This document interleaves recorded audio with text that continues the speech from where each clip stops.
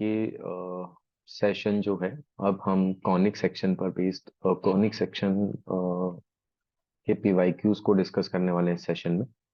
So let's start. सो ये जो सवाल नंबर 1 है, ये आईआईटी एडवांस 2023 के पेपर 1 का सवाल है। Let's read the question first.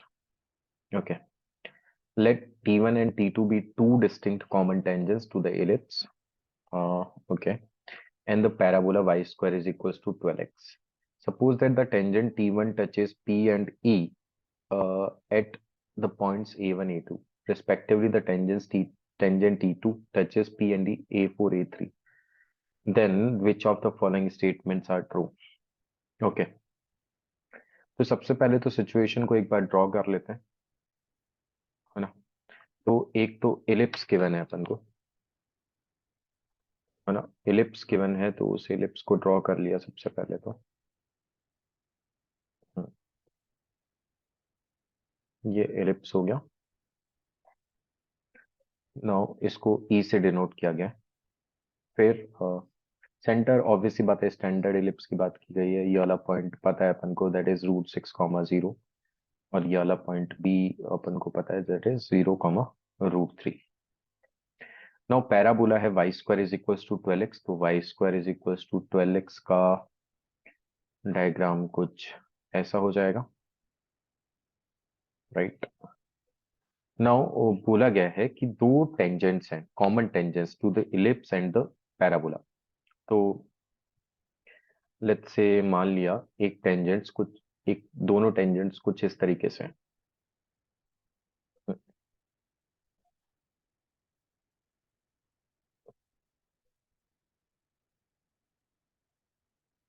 एक टेंजेंट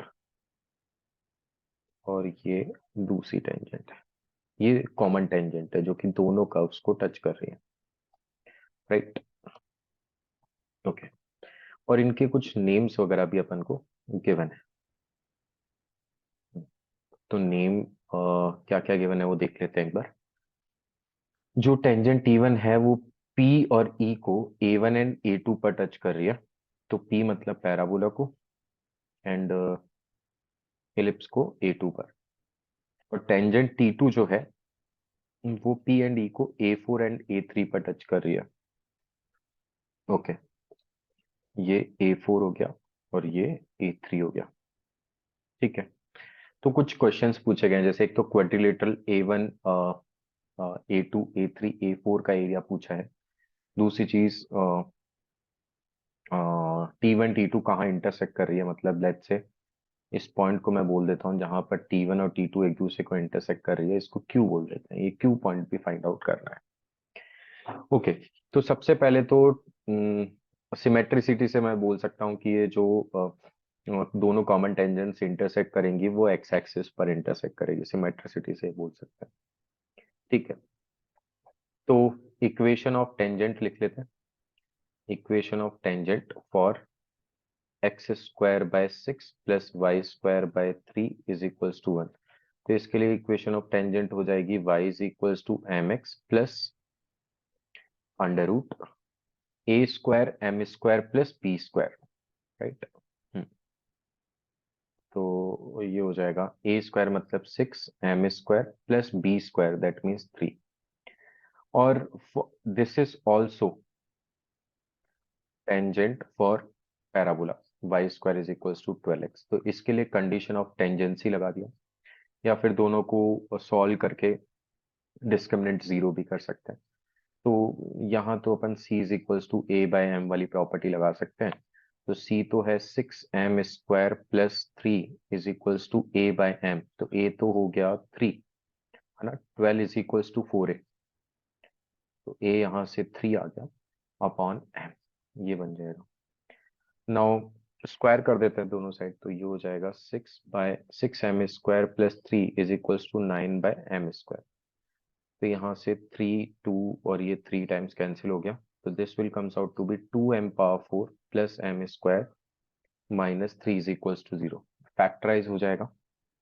इसको फैक्टराइज करने के लिए अपन ने कर दिया 2m⁴ plus 3m² minus 2m² minus 3 is equals to 0।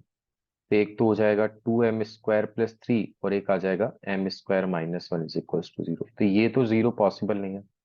That means m² is equals to 1, मतलब m की वैल्यू एक तो 1 हो जाएगी और दूसरी -1 हो जाएगी।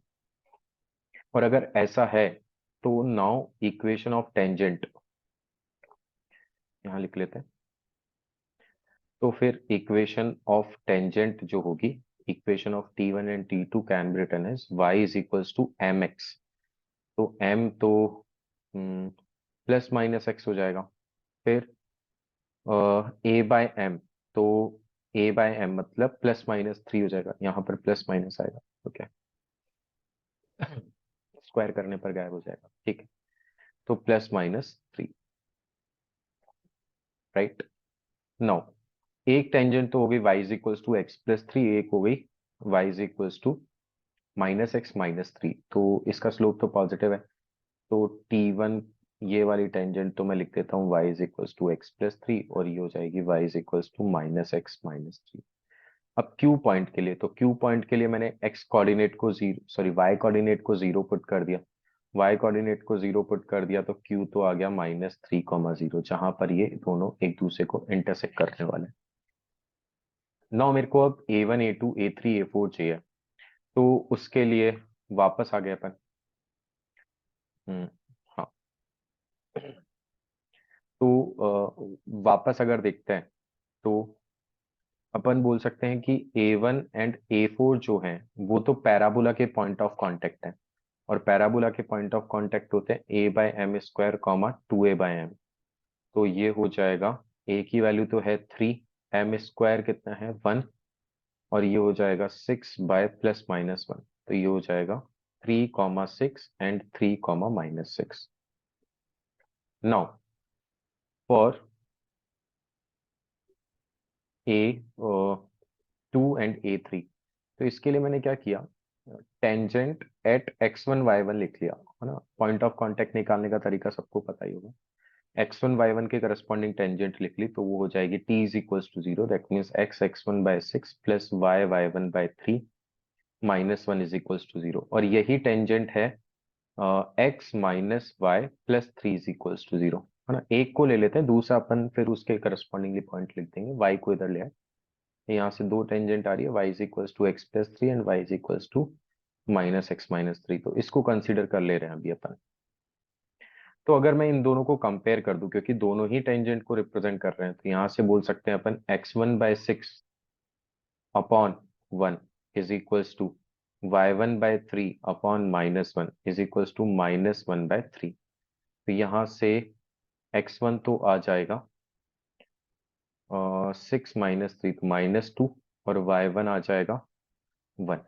तो जो पॉइंट आएगा वो -2,1 आएगा। दैट मीन्स अगर मैं A1 A2 A3 A4 को लोकेट करूं तो कुछ इस तरीके की सिचुएशन बनेगी कि A1 तो पहुंच गया, एक बार ड्रॉ कर देते हैं जो भी इंफॉर्मेशन है अपने पास में उसके हिसाब से। तो A1 तो आ गया 3,6 एंड 3,-6, ओके। ये वाला पॉइंट आ गया 3,6 A1, ओके। यहाँ कहीं A4 है, दैट इज 3,-6। फिर -2,1 आया, तो -2,1 तो ऑब्वियस सी बात है कि यहाँ कहीं होगा। इसको मैंने बोल दिया A2 पे -2,1, तो ऑब्वियस सी बात है सिमेट्रिसिटी से मैं यहाँ बोल सकता हूँ कि यहाँ पर जो पॉइंट आएगा A3 वो -2,-1 से आएगा, -1 ही आ जाएगा। अब चाहो तो इसको निकाल सकते हैं -2,-1 को। उसके लिए बस अपन को जो इस टेंजेंट है वो x - y+3 की जगह सेकेंड वाली टेंजेंट कंसीडर कर लेनी है, that is y is equals to -x-3। लेकिन यहाँ अपन डायरेक्टली बोल पा रहे हैं। अब इस क्वाड्रिलेटरल का एरिया निकालना है, तो क्वाड्रिलेटरल बड़े आराम से निकाल सकते हैं। तो इसका एरिया हो जाएगा half multiply by sum of parallel sides. तो ये वाली लेंथ हो गई 12 और ये वाली लेंथ हो गई 2, तो 12 + 2 multiply by distance between both of them, तो ये वाली डिस्टेंस हो गई 5, तो मल्टीप्लाई बाय 5, तो ये आंसर आ जाएगा 14,735 स्क्वायर यूनिट्स। तो इसका मतलब एक तो ऑप्शन ए करेक्ट है और एक ऑप्शन सी करेक्ट है. A and C will be the answer. Okay.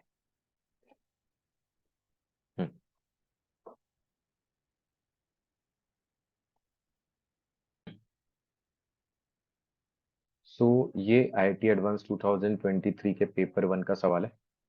So let's read the question first. कि यहाँ पर let P be a point on the parabola y square is equals to 4ax where a greater than 0. The normal to the parabola at P meet the x-axis at point Q. The area of the triangle PFQ where F is the focus of the parabola is 120. Okay. If the slope m of the normal and a are both positive integers, then the pair a comma m की value निकालनी. Okay. ठीक है, तो start करते हैं solution. Y square is equals to 4ax. ये parabola हो गया ऐसा.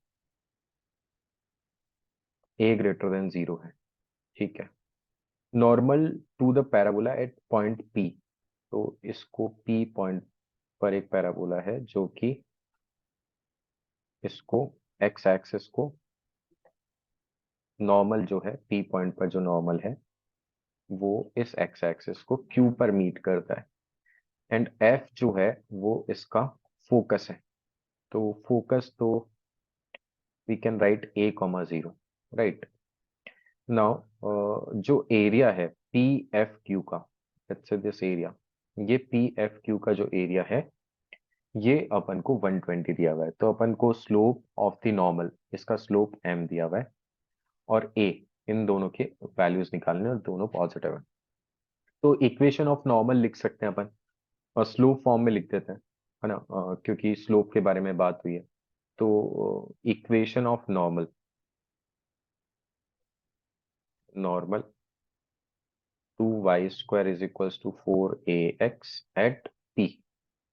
वो हो जाएगा y is equals to mx minus 2am minus am Q. Right. तो यहां से अगर मैं q के कोऑर्डिनेट्स निकालना चाहूँ तो q के लिए y को 0 पुट कर दिया x कोऑर्डिनेट के लिए. तो y को 0 पुट करेंगे तो this will comes out to be 2a plus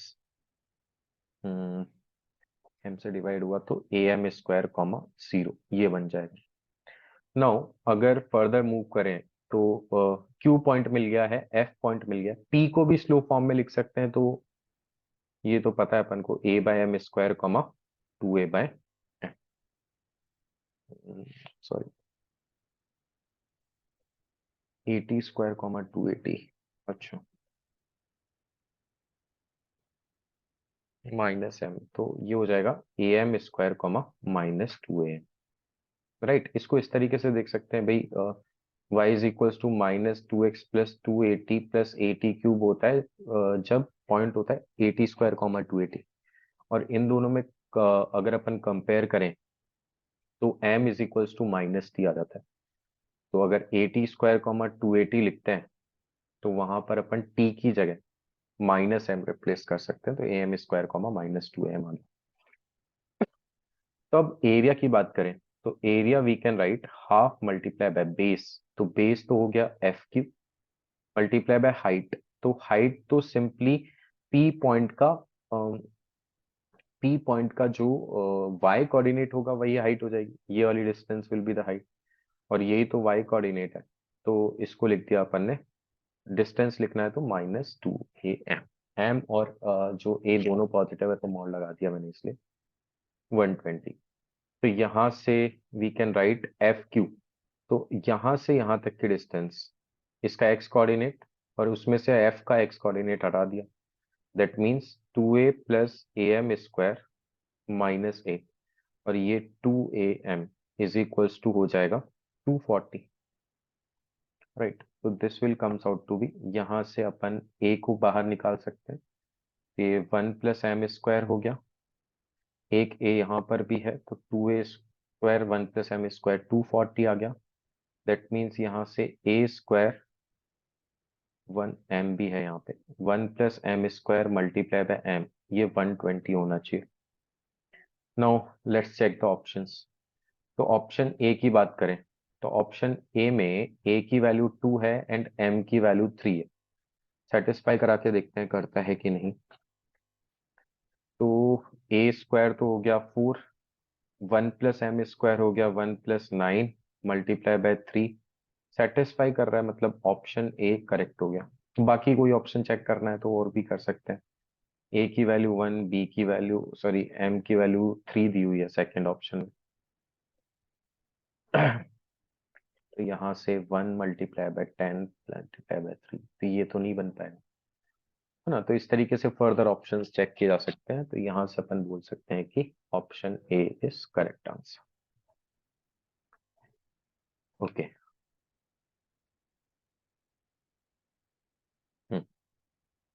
ये आईआईटी एडवांस 2022 के पेपर 1 का सवाल है। So let's read the question first. Consider the parabola y square is equals to 4x. Let S be the focus of the parabola. Okay. A pair of tangents drawn to the parabola from -2, 1 meet the parabola at P1 and P2. Let Q1, Q2 be points on the SP1, SP2 respectively. अच्छा। हम्म। और PQ1 is perpendicular to SP1 and PQ2 is perpendicular to SP2. Okay. एक बार diagram draw करते हैं कि situation को draw करके देखते हैं क्या सिचुएशन बन रही है। तो लेट्स से ये कोई पैराबोला है y² = 4x।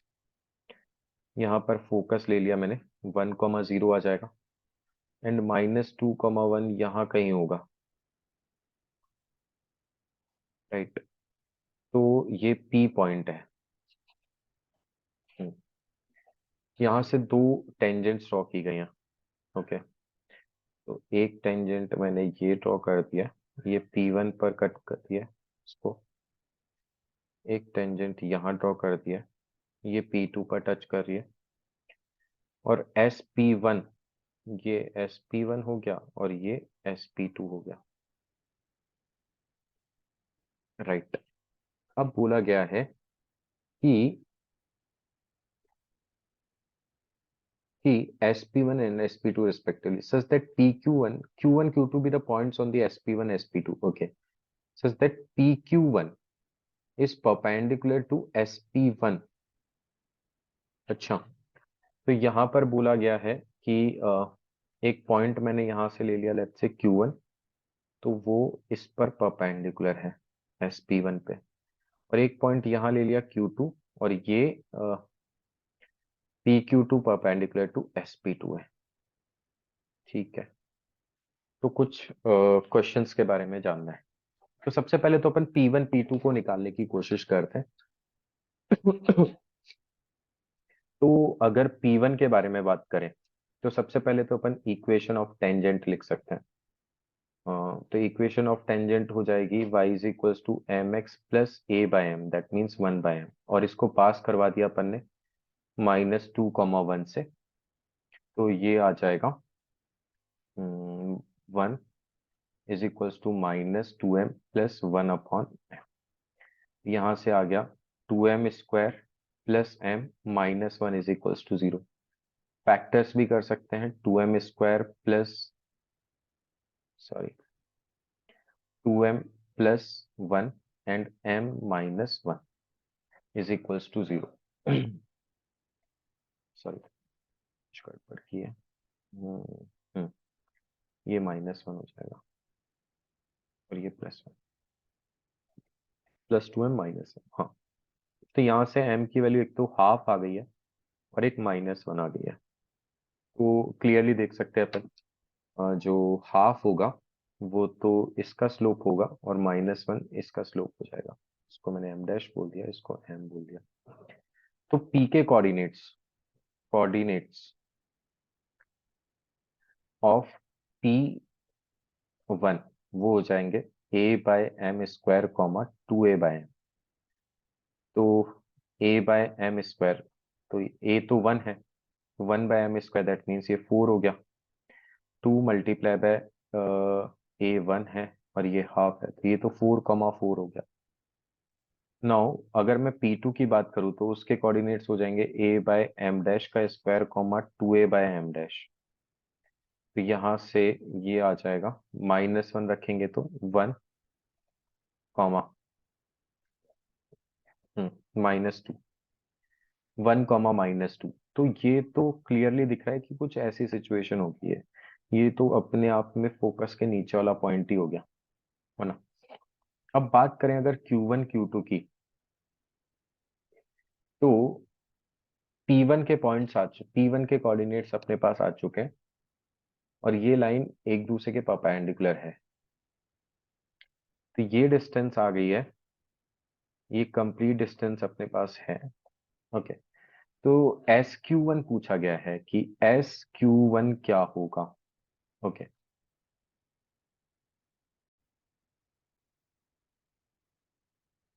ठीक है। तो सिचुएशन कुछ इस तरीके की है। हाँ, एक बार जो जो इन्फॉर्मेशन अपन को मिल चुकी है उसको अपन डायग्राम में शो कर देते हैं। ये पैराबोला था, यहाँ से दो टेंजेंट्स ड्रॉ की गई थी, एक, दो। इस पॉइंट को P1 बोला गया है, इसके कोऑर्डिनेट्स 4,4 आ चुके हैं। ये P2 बोला गया है, इसके कोऑर्डिनेट्स 1, -2 आ गए हैं, -2, 1 है। यहाँ कहीं फोकस होगा तो एक्स कोऑर्डिनेट सेम ही है, तो यहाँ कहीं हो जाएगा इस तरीके से, ये S1,0। ठीक है। तो अब अपन को Q1 Q2 निकालना है। अगर Q1 Q2 अपने पास में होते हैं तो सारे आंसर्स हम निकाल सकते हैं। तो एक बार Q2 को देख लेते हैं। तो Q2 अगर इसके परपेंडिकुलर है तो ये ऐसे तो परपेंडिकुलर आएगा नहीं, इसको एक्सटेंड ही करना पड़ेगा अपन को, है ना। यहाँ पर तो मैं बोल सकता हूँ कि Q2 जो होगा, Q2 का एक्स कोऑर्डिनेट तो सेम ही रहेगा क्योंकि वो SP2 वाली लाइन पे ही लाई करेगा, है ना। कहीं पर भी लाई करे और Q2 जो है इस वाली लाइन पे लाई करेगा। तो Q2 का एक्स कोऑर्डिनेट तो मैं 1 लिख सकता हूँ और वाई कोऑर्डिनेट को लेट्स से कुछ टाइम के लिए K ले लेते हैं। तो अच्छा, जो इसके परपेंडिकुलर लाइन होगी वो परपेंडिकुलर लाइन, अगर ये perpendicular to the X axis है SP2, तो इसके परपेंडिकुलर लाइन जो होगी वो parallel to the X axis होगी। तो उसका मतलब वो कुछ इस तरीके की लाइन होगी, ये लाइन होगी, यहाँ कहीं होगा क्यों। और यहाँ से मैं क्लियरली देख सकता हूँ कि इस पूरे के पूरे लाइन पर जितने भी पॉइंट्स होंगे सबके लिए वाई कोऑर्डिनेट भी सेम रहेगा, वाई कोऑर्डिनेट 1 रहेगा। तो मैं यहाँ से बोल सकता हूँ कि जो Q2 के कोऑर्डिनेट्स आएंगे, जो Q2 के कोऑर्डिनेट्स आएंगे वो आ जाएंगे 1,1।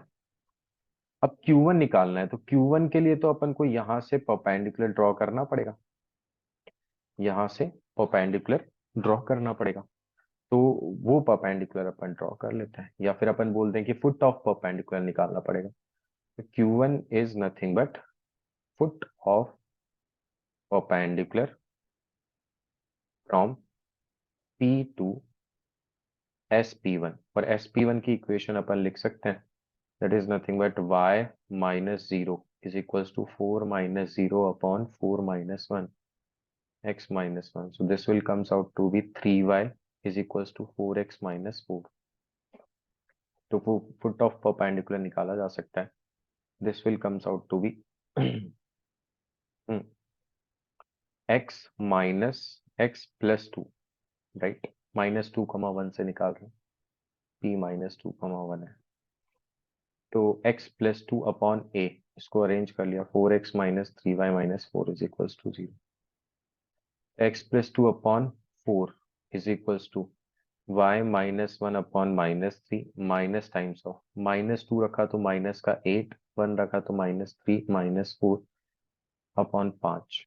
ये हो गया 15, 3 आ जाएगा ये। तो यहाँ से अपन Q1 बोल सकते हैं कि Q1 वाला जो पॉइंट है वो 12 -2 दैट मीन्स 10 हो जाएगा, और ये हो जाएगा -9 + 1 -8 हो जाएगा, ये Q1 हो जाएगा। तो अपने पास में Q1 भी आ चुका है, Q2 भी आ चुका है, P1 भी आ चुका है, P2 भी आ चुका है। सारे ऑप्शन चेक कर सकते हैं। तो SQ1, तो S तो है 1,0 एंड Q1 है 10, जस्ट 10,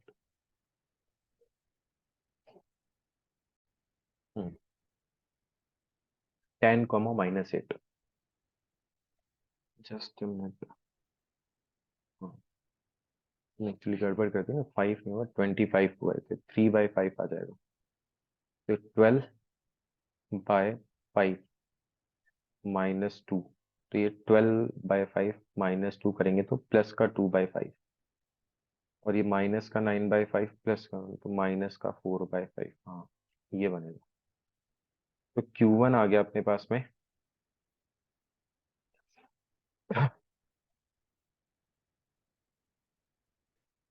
Q1 जो है वो आ जाएगा -2/5, -4/5। तो SQ1 निकालने के लिए कर दिया अपन ने अंडर रूट 2/5 -1 का होल स्क्वायर, तो 9/5 और 16/5, तो 25। तो ये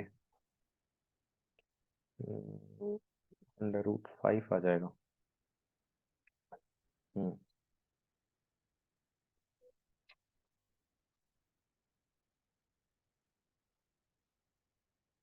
हम्म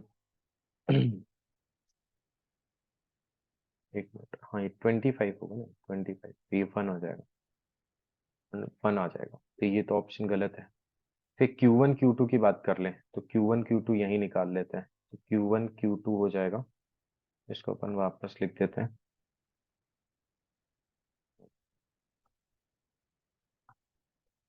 2/5, -4/5। Q1 Q2 हो जाएगा 1 -2/5, तो 9/25। फिर 1 माइनस ऑफ माइनस, तो ये हो जाएगा 9/5, तो 81/25, तो ये हो जाएगा √90/5।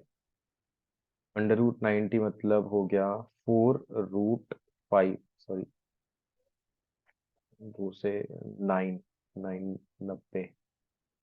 हाँ, तो ये 3√10/5 आ जाएगा। Q1 Q2 जो है 3√10/5। हाँ, तो ऑप्शन बी सही है। फिर PQ1 की बात कर ले, तो P पॉइंट अपने पास है, तो PQ1 यहाँ निकाल लेते हैं। PQ1, तो P तो अपने पास है -2,1, और ये है 2/5, -4/5। PQ1 इज इक्वल्स टू 2/5 -2, तो +2, तो ये 12/5 हो जाएगा, दैट मीन्स 144/25। फिर -4/5, तो ये 81/25 हो गया। तो ऊपर हो गया 225/25, तो ये 9 टाइम्स कैंसिल हो गया, 3 आ जाएगा PQ1। तो PQ1 3 है। SQ2, तो SQ2 तो देख सकते हैं, ये वाली डिस्टेंस Q2 जो है वो 1,1 है, यहाँ निकाल देते हैं। S जो है वो 1,0 है, और Q2 है 1,1, तो इन दोनों के बीच की डिस्टेंस तो 1 यूनिट हो जाएगी। SQ2 is 1। तो option B, option C and D are correct options. Okay,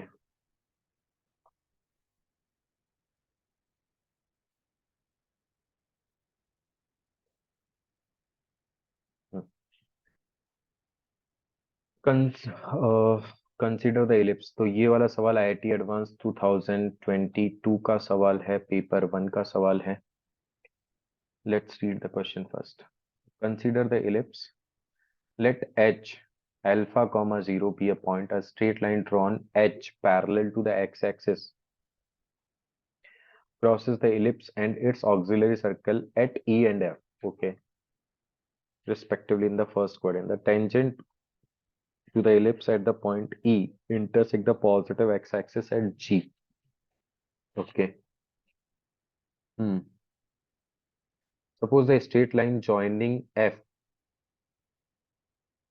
in the origin makes an angle phi with the positive x-axis. अच्छा, ठीक है, तो एक बार सिचुएशन को ड्रॉ करते हैं। तो सबसे पहले तो अपन ने एक एलिप्स को कंसीडर कर लिया, फिर उसके बाद में काफी सारे सवाल पूछे गए हैं, उनको देखते हैं। अब उसने बोला कि एक एक्स एक्सिस पर पॉइंट है, ये 2,0 है, तो 0 से 2 के बीच में एक एक्स एक्सिस पर पॉइंट बोला है उसने कि α,0 है। और इससे एक वाई एक्सिस के पैरेलल एक लाइन ड्रॉ की गई, जो कि इस एलिप्स और इस ऑक्सिलरी सर्कल को इंटरसेक्ट करता है। तो ऑक्सिलरी सर्कल तो ये हो जाएगा, मेजर एक्सिस को डायमीटर मान के बनाया गया सर्कल, ये हो जाएगा। तो इसको ये ई और एफ पर रिस्पेक्टिवली इंटरसेक्ट करता है, ई एंड एफ रिस्पेक्टिवली। तो एलिप्स को ई पर, ऑक्सिलरी सर्कल को एफ पर। और लास्ट वाली लाइन में बोला है इसने, origin makes an angle phi, मतलब ये वाला जो एंगल है, ये एंगल फाई है, तो इसेंट्रिक एंगल फाई है। तो इसके कोऑर्डिनेट्स हो गए, इसकी इक्वेशन हो जाएगी X square plus Y square is equals to A square, that means 4। ये हो जाएगा 2 cos 5 कॉमा 2 sin 5। तो रिस्पेक्टिवली ई के कोऑर्डिनेट्स हो जाएंगे 2 cos 5 कॉमा 2, बी, बी क्या है यहाँ पर, √3 sin 5, ये हो जाएगा। ठीक है, ये ई एफ के कोऑर्डिनेट्स अपन ने अज्यूम कर लिए। और क्या बोला गया है, if in the first quadrant the tangent to the ellipse at E intersect the positive x-axis at G, suppose the straight line joining F। ठीक है, तो यहाँ पर E पर एक टेंजेंट ड्रॉ की गई, E पर एक टेंजेंट ड्रॉ की गई जो कि इसको G पर इंटरसेक्ट करती है। तो इस G के कोऑर्डिनेट्स निकाल सकते हैं भाई, इस पर टेंजेंट की इक्वेशन तो वो हो जाएगी x अपॉन a, तो 2 cos 5 plus y upon √3b sin 5 is equals to 1। तो ये वाला पॉइंट कैसे निकाल सकते हैं, अपन ने y की वैल्यू को 0 सब्स्टिट्यूट कर दिया, तो this is nothing but 2 upon cos 5 comma 0, ये हो जाएगा x कोऑर्डिनेट, अगर y की वैल्यू को 0 सब्स्टिट्यूट करते हैं तो। अब अपन से कौन से वाले ट्राइंगल के एरिया बारे में बात हुई है, F G H. Okay, F G H का एरिया जो निकालना है अपन को, उस ट्राइंगल को लोकेट कर देते हैं एक बार। ये एफ पॉइंट है, ये जी पॉइंट है, ये एच पॉइंट है, इन तीनों को ज्वाइन करने वाला ट्राइंगल, इस वाले ट्राइंगल के एरिया की बात हो रही है। ठीक है, तो अपन लिख सकते हैं कि area of triangle F G H, जिसको मैं आगे से डेल्टा लिखूंगा बार बार लिखने की बजाय, हाफ मल्टीप्लाई बाय बेस। तो बेस तो इतना लेंथ हो गया, तो इतना लेंथ हो गया 2/cos 5 माइनस अल्फा, राइट। या फिर इस अल्फा को मैं डायरेक्टली क्या लिख सकता हूँ यहाँ पे, 2 cos 5 भी लिख सकता हूँ, क्योंकि ये इस पूरे लाइन पर एक्स कोऑर्डिनेट तो सेम ही रहने वाला है, तो डायरेक्टली यहीं पर लिख देते हैं just 2 cos 5 multiply by height. तो हाइट हो जाएगी सिमिलरली ये वाली distance which is nothing but 2 sin 5, 2 sin 5, ये एरिया हो जाएगा। 2 से 2 कैंसिल हो गया, तो this will comes out to be 2 common आ गया, ये 1 माइनस कॉस स्क्वायर मतलब साइन स्क्वायर हो जाएगा, तो साइन स्क्वायर 5 और साइन 5 अपॉन कॉस 5, तो वो तो हो जाएगा tan 5। तो ये अपने पास में फाइनली एरिया निकल कर आ गया। अब हर एक ऑप्शन के लिए चेक करना है कि क्या क्या एरिया होगा। तो सबसे पहले ए ऑप्शन, तो अगर ए ऑप्शन के लिए बात करें, यही कर लेते हैं।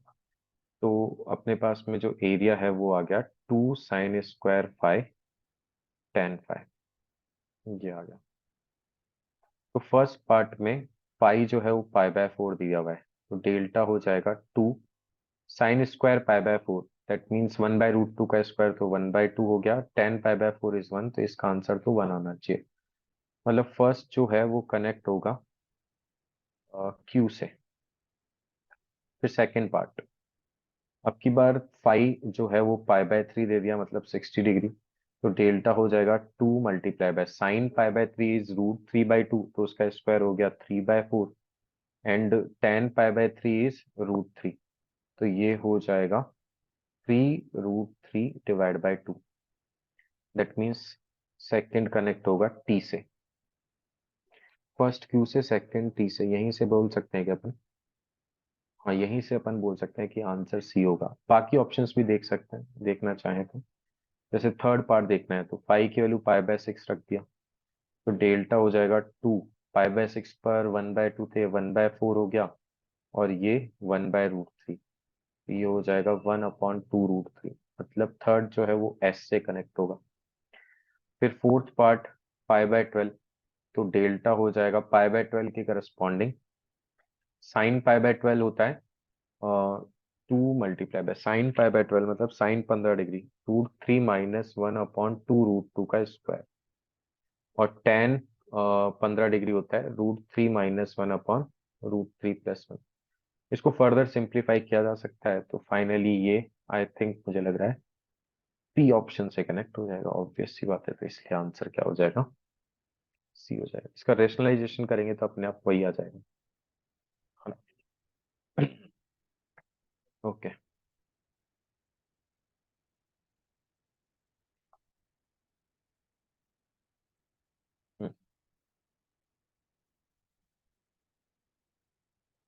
सो ये IIT एडवांस 2022 के पेपर 2 का सवाल है।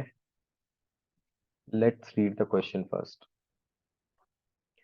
Consider the hyperbola x² / 100 - y² / 64 is equals to 1 with foci at S and S1, where S lies on the positive x-axis. Let P be a point on the hyperbola in the first quadrant. ठीक है। Let SP S1 is equals to alpha with alpha less than π/2. The straight line passing through the point S and having the same slope as that of tangent at P to the hyperbola intersects the straight line S1P at P1. Let delta be the distance of point P. ठीक है, तो एक बार इसका diagram बना के देखते हैं।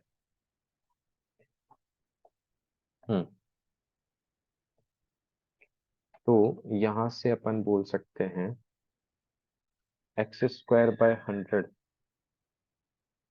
- y² / 64, तो ऐसा कुछ बन जाएगा। ये पॉइंट हो गया -10,0, ये वाला पॉइंट हो गया 10,0 विथ फोकई S एंड S1। तो ये बोल दिया S, ये हो गया S1। ठीक है, कोई भी एक P पॉइंट मैंने इस हाइपरबोला पे कंसीडर कर लिया। लेट्स से ये जो है वो P पॉइंट है in the first quadrant. SP S1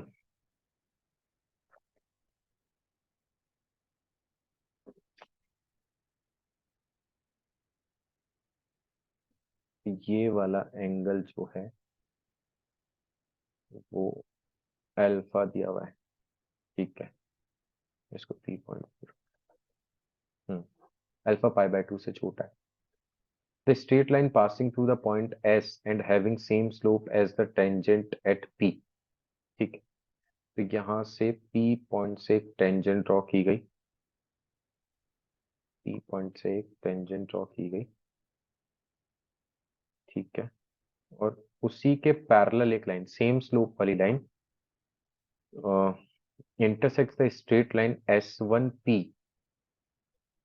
eight P1। ठीक है, और कहां से S1P एट P1, और the straight line passing through point S and the having same slope. Okay, तो यहाँ से S से एक लाइन ड्रॉ की जो कि टेंजेंट के पैरेलल है, तो कुछ ऐसी दिखाई देगी, और उसको S1P इंटरसेक्ट कर रहा है। S1P को थोड़ा सा एक्सटेंड कर दिया, और ये इंटरसेक्ट करता है P1 पे। Intersect the straight line S1P at P1। हाँ, अब आगे बोला गया है डिस्टेंसेस के बारे में बात की है, तो कौन कौन से डिस्टेंस के बारे में बात की है वो भी देख लेते हैं एक बार। Let delta be the distance of P from the straight line SP1, तो इस वाली डिस्टेंस को, इस परपेंडिकुलर डिस्टेंस को डेल्टा बोला गया है। ठीक है, beta is equals to S1P, ये वाली डिस्टेंस बीटा बोली गई है। Then the greatest integer of beta delta sine alpha by 2/9, इसकी वैल्यू पूछी गई है। Okay,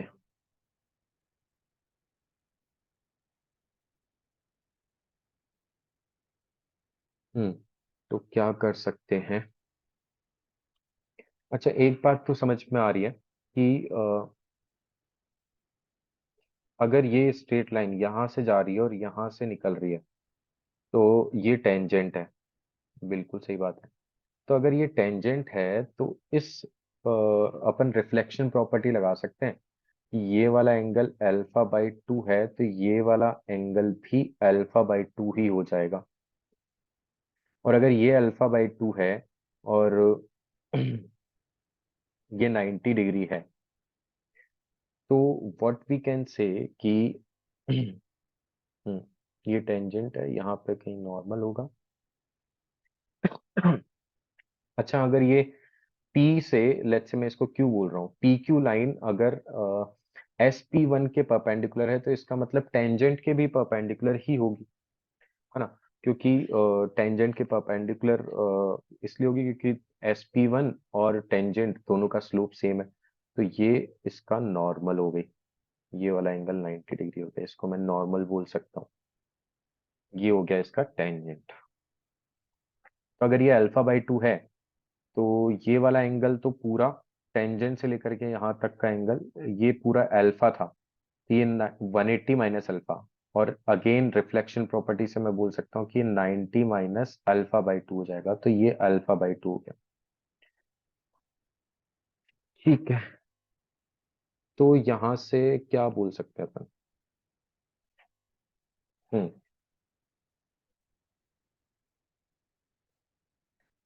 yes.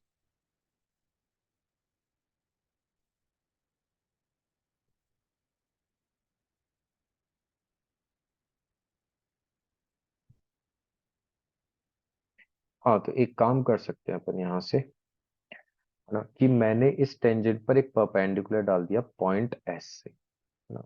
ये स्काई कलर वाली जो लाइन है, यहाँ से मैंने एक परपेंडिकुलर डाल दिया। तो मैं क्या बोल सकता हूँ कि ये 90 डिग्री, ये 90 डिग्री, तो इसका मतलब ये वाली लेंथ जो है, ये डेल्टा हो गई, है ना। ये डेल्टा हो गई। अच्छा, इस टेंजेंट को अगर मैं एक्सटेंड कर दूं, तो यहाँ से एक परपेंडिकुलर मैं इस पे एक और गिरा सकता हूँ, क्योंकि मेरे को यहाँ से फोकई से परपेंडिकुलर डिस्टेंस के बारे में थोड़ा सा आइडिया लग रहा है। तो यहाँ से अगर 90 डिग्री गिराएंगे, तो क्या बोल सकते हैं कि ये अल्फा बाई 2 एंगल है। ये अल्फा बाई 2 है, तो इस वाले ट्राइंगल में देखते हैं। इस वाले ट्राइंगल में तो ये बीटा है, ये अल्फा बाई 2 है, और बीटा इसका हाइपोटेनस हो गया। तो यहाँ से अपन क्या बोल सकते हैं कि ये वाली लेंथ जो हो गई, ये बीटा साइन अल्फा बाई 2 हो जाएगी, है ना। कुछ टाइम के लिए लेट्स से मान लो इसको मैंने के ले लिया है ना, तो उस दिखा भी देता हूँ मैं कि साइन ऑफ अल्फा बाई 2 अगर अपन इसमें लगाएंगे, तो साइन ऑफ अल्फा बाई 2 का अपन यहाँ से लिख सकते हैं, sine alpha by 2 is equals to perpendicular, तो अल्फा बाई 2 के सामने वाली साइड है के, और हाइपोटेनस इस वाले ट्राइंगल के लिए बीटा है, तो यहाँ से K is equals to sine beta sine alpha by 2 आ जाए। तो अगर मैं यहाँ देखूं, तो beta delta sine alpha by 2 लिखा हुआ है, तो डेल्टा और beta multiply by beta sine alpha by 2, this is nothing but product of perpendicular distances of foci to a tangent। तो इसकी वैल्यू तो सिंपली बी स्क्वायर के इक्वल होती है, और बी स्क्वायर मतलब delta beta sine alpha by 2 is equal to B square, और B square यहाँ पर दिया हुआ है 64, तो ये 64 हो गया। तो फाइनली अपन से वैल्यू किसकी पूछी, greatest integer of beta delta, greatest integer of beta delta by 9 sine alpha by 2, तो this is nothing but 64 by 9 का greatest integer, and this is nothing but greatest integer of 7 point something something, जिसकी वैल्यू आ जाएगी 7। तो answer is 7। Okay.